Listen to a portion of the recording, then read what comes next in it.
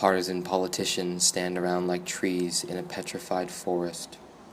Or, if allied with the zeal of right-wing crypto-fascism, they console themselves with notions of biblical vengeance, the wrecking of any such thing as a common good, a consummation devoutly to be wished, secure in the knowledge that only the wicked shall perish.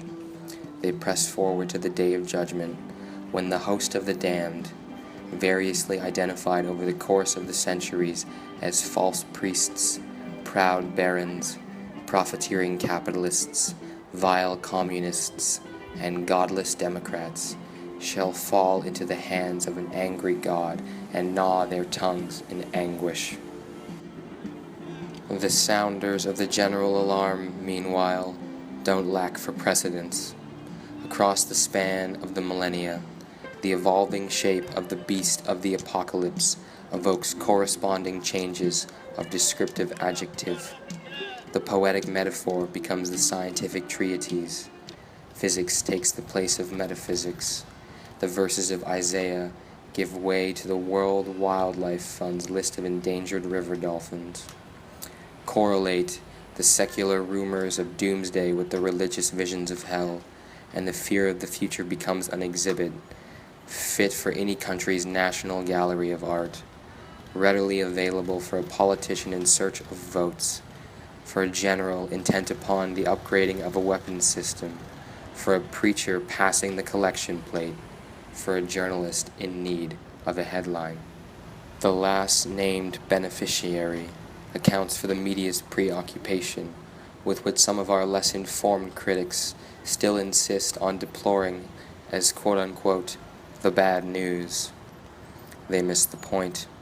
The bad news is the carnival-barking spiel that sells the good news, which are the advertisements. First, at the top of the network hour, the adamantary row of corpses being loaded into ambulances in Brooklyn or cleared from the streets of Islamabad.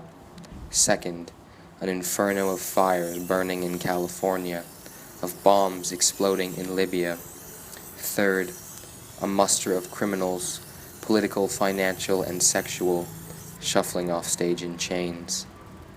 The fear of a happy tomorrow having thus been firmly established, the camera makes its happy return to the always smiling anchorwoman, and so, with a gracious waving of her snow-white hand, to the previews of salvation sponsored by JetBlue, Pfizer, and Mercedes-Benz. The lesson is as plain as a medieval morality play.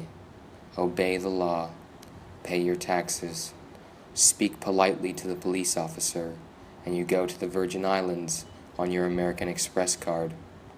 Disobey the law, neglect your mortgage payments, speak rudely to the police, and you go into a federal county hospital in a body bag.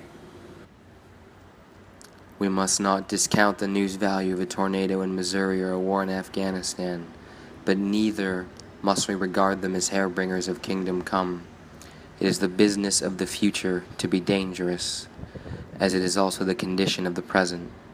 But the manifestations of its ill will invariably come as a surprise. Not what the soothsayers have been mumbling about: Soviet armies ravaging Paris, Vietnamese communists waiting ashore in Santa Monica, but something else entirely. Civilian aircraft destroying the World Trade Center, General Motors subsiding into bankruptcy. The foretelling of the end of the world is as old as the wind in the trees, and so it has often come to pass. For the Romans in Pompeii in 79 AD, for the Confederate States of America at Appomattox in 1865. But although terrible, the work is never complete. No matter how broad the flood or how ravenous the flames, the living outnumber the dead. Maybe not in the immediate vicinity of the forests surrounding Chernobyl or the Hindenburg Trench, but within reach of a new generation, salvaged, like all generations, from the endless wreck of time. But the future is a work in progress, something made instead of something lost or bought or found.